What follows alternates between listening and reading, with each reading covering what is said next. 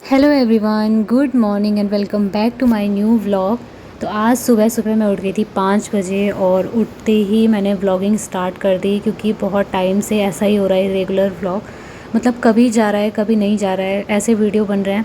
तो मुझे भी खुद ठीक नहीं लग रहा था। मैंने कहा रूटीन तो मेरा डेली जो है वो है ही, उसके साथ मैं कोई कॉम्प्रोमाइज़ नहीं करती हूँ, लेकिन जो व्लॉग आता है ना उसमें थोड़ा सा डिले हो जाता है, क्योंकि बच्चे के साथ में इतना ही हो पा रहा है, अकेले कर नहीं पा रही हूँ। तो सुबह सुबह आज उठ गई थी, हस्बैंड अंदर ही थे अव्यान के साथ, और मैंने बाहर का वीडियो थोड़ा सा शूट कर लिया, क्योंकि बाहर का जो नज़ारा था इतना ज़्यादा सुंदर लग रहा था। हमारे पहाड़ों में ना अलग ही मज़ा होता है, मतलब लोग बाहर से आते हैं देखने के लिए, और हम लोग इतने ज़्यादा लकी हैं कि ऐसी जगह पे रहता है जहाँ पे सुबह उठते ही चिड़ियों की चहचहाहट, सामने पहाड़ दिखाई देते हैं, नेचर दिखता है, नदी दिखती है, मतलब सारी चीज़ें जो नेचर में होती है वो सारी की सारी चीज़ें यहाँ पर दिखती है। इतनी फ्रेश हवा आती है सुबह सुबह उठ के, काफ़ी अच्छा लगता है, एकदम से मूड फ्रेश हो जाता है। तो उसके बाद मैंने खाने पीने की तैयारी करना शुरू कर दिया था। नाश्ता बना रही हूँ, और सुबह उठ के मैं जल्दी से जल्दी जितना हो सके मैं नाश्ता बना के रख लेती हूँ, फिर गरम करके इनको भी दे देती हूँ। ये मंदिर जाते हैं उसके बाद खाते हैं। और मेरा ये रहता है ना आजकल कि वैसे तो मैं इनको गरम गरम रोटी बना के देती थी, लेकिन आजकल दिक्कत ये हो रही है कि अव्यान के साथ फिर रहना पड़ रहा है। वो जैसे हम उठते हैं ना वैसे ही उठ जाता है, चाहे हम कितना ही जल्दी उठ जाए। ऐसा क्यों सोचना है कि मतलब जल्दी उठ जाए, अगर थोड़ा सा भी खटर पटर हो गया ना तो उसकी नींद तुरंत खुल जाती है। तो फिर मैं जैसे ही उठती हूँ 5 बजे उठ जाती हूँ, बिल्कुल आराम से बिना शोर किए बाहर की साफ़ सफाई करती हूँ। अंदर वाले रूम में मैं बिल्कुल भी नहीं जाती हूँ, क्योंकि मुझे पता है थोड़ा सा भी कुछ हुआ तो उसकी नींद खुल जाएगी। तो बस उसके बाद यहाँ पर मैं जो भी थोड़ा बहुत बर्तन थे सिंक में पड़े हुए थे, जो भी मैंने चीज़ें, मतलब आलू बॉईल किया था और कढ़ाई वगैरह है, बहुत सारी चीज़ें थी। चाय बना के मैंने इनको भी दे दी थी और ख़ुद भी पी ली थी। तो बस ये सब करने के बाद फिर मैं रोटियां बना लूँगी। आटा लगा के मैंने रख दिया था, और 5:30 6 मतलब 6 बजे तक मैं अपना पूरा काम निपटा लेती हूँ किचन का। साफ़ सफाई फिर उसके बाद शुरू होती है, और जैसा कि मैंने बोला केवल बाहर बाहर की मैं करती हूँ, बाहर वाले रूम की, अंदर वाले रूम की मैं फिर बाद में करती हूँ। पिछले 2 दिन से मैं अकेले ही सब कुछ कर रही हूँ, टाइम मैनेज करके चल रही हूँ। यही रीज़न है कि इन 2-4 दिनों में आपको मेरा व्लॉग देखने को नहीं मिला होगा, क्योंकि मेरी मम्मी की तबीयत भी ठीक नहीं है। वैसे तो उनकी 1 हफ़्ते से तबीयत ख़राब हो रही थी, लेकिन मम्मी ना हॉस्पिटल जाने के लिए तैयार ही नहीं हो रही थी। मैं पापा से भी बोल रही थी कि इनको लेके जाओ, लेकिन नहीं, वो बार बार एक ही चीज़ की रट लगा के रखी थी कि तुम दोनों अकेले कैसे रहोगे, तू अकेले कैसे संभालेगी उस छोटे बच्चे को। क्योंकि होता ही है, मतलब हम चाहे कितने ही बड़े हो जाएं, हमारे खुद के बच्चे हो जाए, चाहे बच्चों की शादी भी हो जाए, तब भी हम अपने माँ बाप के लिए छोटे बच्चे ही रहते हैं, और उनको यही लगता है कि हम कुछ नहीं संभाल सकते हैं, हम कैसे करेंगे, तो उनको हमारी टेंशन होती रहती है। तो मेरी मम्मी उन्हीं लोगों में से है जो बहुत बहुत ज़्यादा टेंशन करती है, और इसी वजह से ज़्यादा बीमार भी पड़ती है। तो मैंने उनको बोला कि मम्मी, जैसे शादी के बाद मैंने संभाला है, मुझे शादी से पहले कुछ नहीं आता था, सब कुछ संभाला है, वैसे ही मैं बच्चे को पालना भी संभालूंगी। आप अपना ध्यान रखो, मेरी वजह से मुझे ठीक नहीं लगेगा कल के दिन, मतलब तबीयत ज़्यादा बिगड़ गई, मुझे यही फील होगा ना कि मेरी वजह से हुआ, मुझे देखने की वजह से, कि मैं खुद नहीं मैनेज कर पा रही थी। तो फिर तब जाके कहीं वो मानी है, और अब 2 दिन से मैं अव्यान के साथ ठीक ठाक मैनेज कर ही रही हूँ। मतलब टाइम, अगर आप, सबसे बड़ा होता है टाइम का रोल। अगर आपने टाइम को मैनेज करना सीख लिया ना, तो फ्रेंड्स, आप, दुनिया में कोई ऐसी चीज़ नहीं है जो आप नहीं कर सकते हो। बच्चा हो, छोटा एक बच्चा हो या 2 बच्चे हो, आप अगर मैनेज कर पाते हो ना टाइम को, काम को टाइम के अकॉर्डिंग बांट पाते हो, तो वो काम आप बहुत आसानी से कर लोगे। और ये चीज़ मुझे पिछले 2 दिनों में पता चली है। मैंने फर्स्ट डे से ही, वैसे मैं सुबह आजकल थोड़ा सा कभी कभी आलस भी आ जाता था, तो लेट से उठती थी 6:30 बजे या 6 बजे।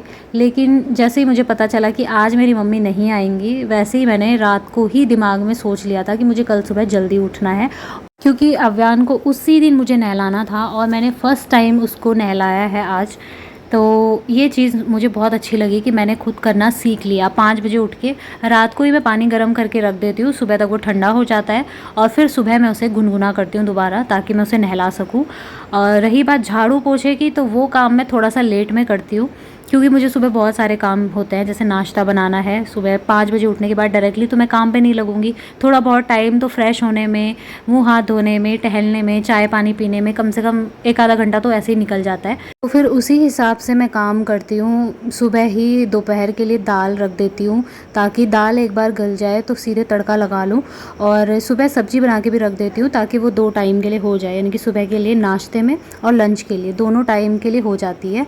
उसके बाद रही झाड़ू पोछे की बात, तो साफ़ सफाई ऊपर ऊपर से मैं कर लेती हूँ, मतलब जैसे बेड में चीज़ें फैली रहती है वो सब समेटना, उसमें भी कम से कम 15-20 मिनट तो लग ही जाता है, वो भी खासकर छोटे बच्चे के साथ। इतना भी मैं कम ही बोल रही हूँ क्योंकि चीज़ें रात को भी इतनी फैली रहती है ना कि कभी कभी थकान इतनी हो जाती है, समेटने का टाइम भी नहीं मिलता है। तो ऐसा चलता है, मतलब ऐसा नहीं है कि बच्चे के साथ हो तब भी आपको एकदम परफेक्ट ही होना है। थोड़ा बहुत परेशानी सभी को होती है और घर भी फैला हुआ रहता ही है, बच्चे हैं तो होगा ही, मतलब जिस घर में इंसान रहते हैं उस घर में चीज़ें फैली हुई तो मिलेंगी ही। तो बस उसके बाद जब मैं अव्यान की मालिश करती हूँ फिर वो सोता है, और तब मैं झाड़ू पोछा करती हूँ, यानी कि 8:30 बजे के करीब वो सोता है। सुबह उठ जाता है 6 बजे, फिर 8:30 बजे वो सोता है, तो तभी मेरे सारे झाड़ू पोछा वगैरह का काम होता है। अब जो है किचन की साफ़ सफाई मैं कर चुकी थी, मैंने साथ ही रख दिया है दलिया बनाने के लिए। तो सब्जी रोटी बनाने के साथ साथ दलिया भी मैं सुबह ज़रूर बनाती हूँ। दलिया खाने से बहुत ज़्यादा बेनिफिट होता है क्योंकि ये बहुत ज़्यादा हेल्दी भी होता है और एक अच्छा ऑप्शन है आपके लिए, अगर आप ब्रेस्ट फीड करा रहे हो तो ब्रेस्ट मिल्क बढ़ाने के लिए काफ़ी सही होता है।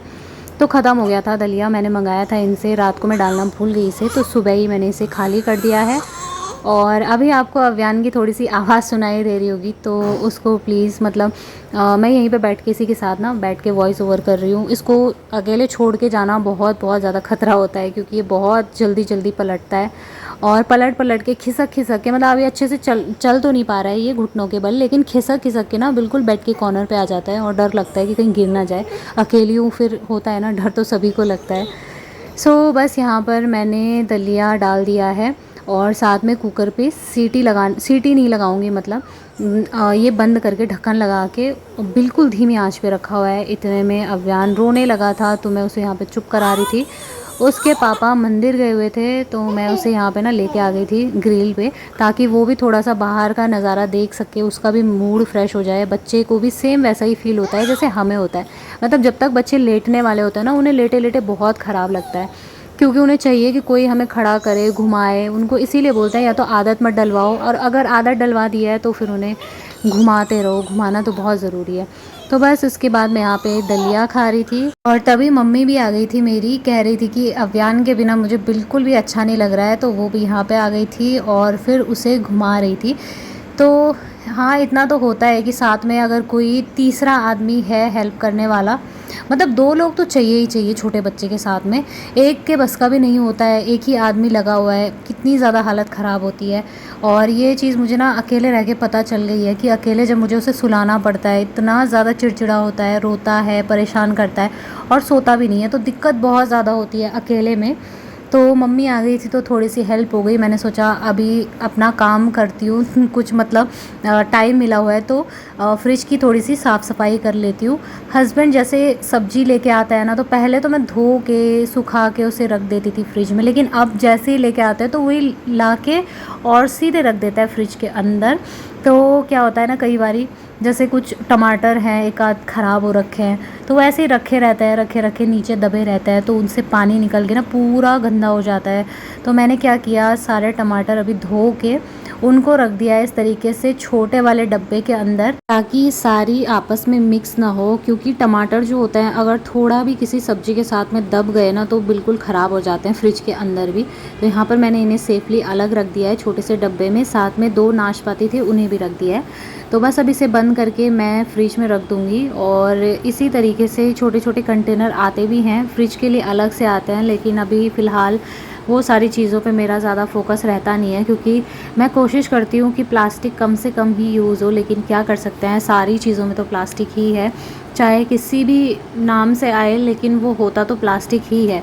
तो मैं ज़्यादा लाती नहीं हूँ इस तरह के डब्बे, ऑलरेडी बहुत सारे हैं, और कांच के लाना चाहूँ ना तो वो भी मैं रख नहीं सकती हूँ, क्योंकि केवल अगर एक ही हाथ में है किचन तो ये होता है कि चलो अपनी मर्ज़ी से कुछ भी रख दिया। लेकिन कभी कभार जैसे मेरी सास भी आती हैं, कोई फैमिली में और भी आता है, उनके साथ बच्चे आते हैं, कई बार क्या होता है ना, ऐसी चीज़ें फूटने का बहुत डर रहता है। तो लाने को तो ले आओ, लेकिन फिर वो चीज़ें ना मिलती नहीं है वापस। छोटे बच्चे तो बहुत शैतान होते हैं, तो वो कहीं ना कहीं पहुँच करके कुछ ना कुछ कर ही देते हैं। तो इसीलिए मैंने किचन में इस तरह की चीज़ें नहीं रखी हुई हैं। उसके बाद जो है फ्रिज की क्लीनिंग हो चुकी थी और मैंने मम्मी से बोला अगर पकड़ा हुआ है अव्यान को तो थोड़ी देर के लिए मैं इस वाले इधर की साइड मतलब अच्छे से साफ़ सफाई कर लेती हूँ। एकदम डीप क्लीनिंग तो मैं नहीं बोलूँगी कि मैंने आज बहुत ज़्यादा डीप क्लीनिंग करी है, पर यह है कि ऊपर ऊपर जितना मैं कर सकती थी मैंने किया। सुबह के टाइम पे उठ के अपनी साइड मतलब जिस वाले रूम में हम रहते हैं वो 2 रूम और 1 किचन को मैंने क्लीन कर दिया था झाड़ू पोछा लगा के। और अभी जो है नाश्ते के बाद मैं ये सारा काम कर रही हूँ इधर की साइड।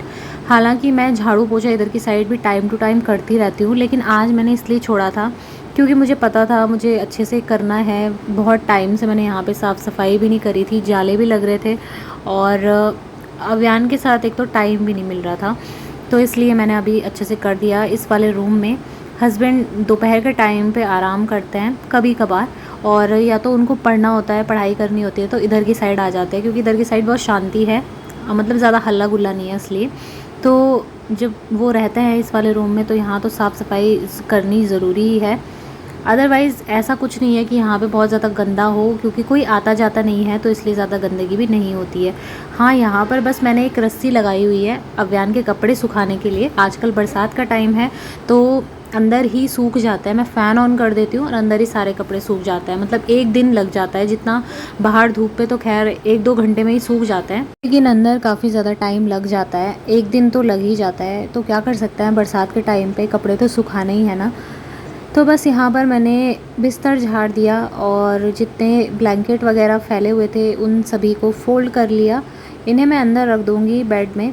तब तक मैं बाकी के काम कर रही थी, तो ये यहाँ पर इन्होंने लैपटॉप और चार्जर और सारी किताबें वगैरह फैला रखी थी। कुछ सोफ़े में रखी हुई थी, कुछ बेड में रखी हुई थी, वो मैंने अब जाकर साफ़ की है।